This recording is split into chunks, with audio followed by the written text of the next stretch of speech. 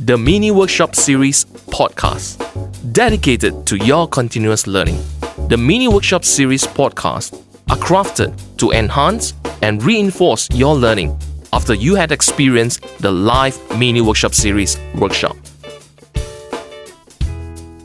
State management. Welcome. Our topic today is state management. We all experience life in specific mental and emotional states. A state means a dynamic mind-body state of being that operates as an experiential energy field. It dictates how a person feels and behaves. Our behavior is usually the effect of our emotional responses, hardwired in our brains over the course of our lives. The belief is that if it was programmed once, we can reprogram it again through the right conditioning.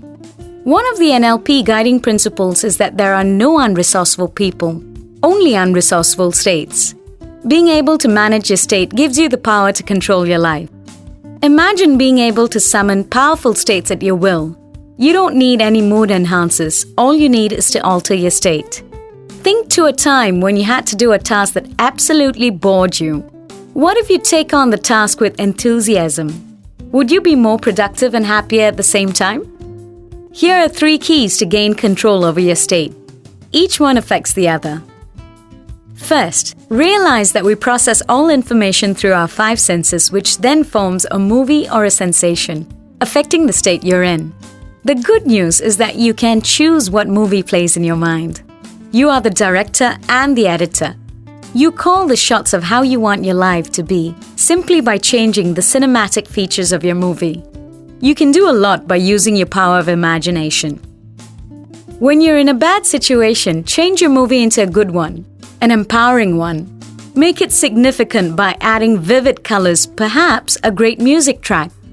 Another way to edit a bad movie is by fading it away, move it far to the distance, or just make it disappear.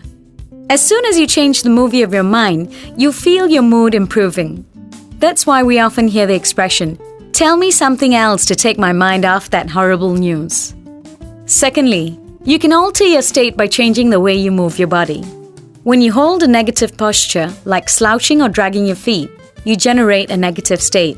So take on a positive posture instead. Stand the power stance. When you're standing, stand straight, smile, and think tall. Walk the power walk. When you're walking, lift your feet and walk with a spring in your step. Finally, change your state by transforming your vocabulary.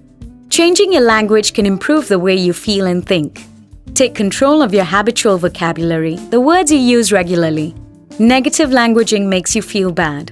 Try it. Say, "I'm worried. I'm depressed. I'm overwhelmed. I'm lonely." How do you feel? Now say, "I'm in demand. I'm in need of joy. I'm trusted. I'm loving myself." Positive language makes you feel great. What you consistently speak with emotional intensity, you will experience, you will create, you will become.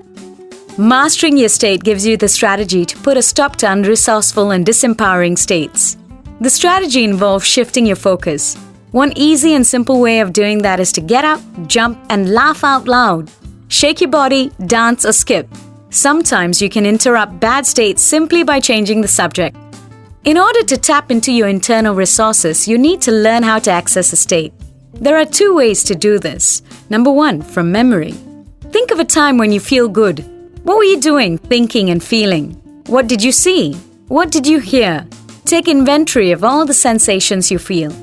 Number 2, from imagination. Visualize what feeling good will be like. What do you see in your imagination?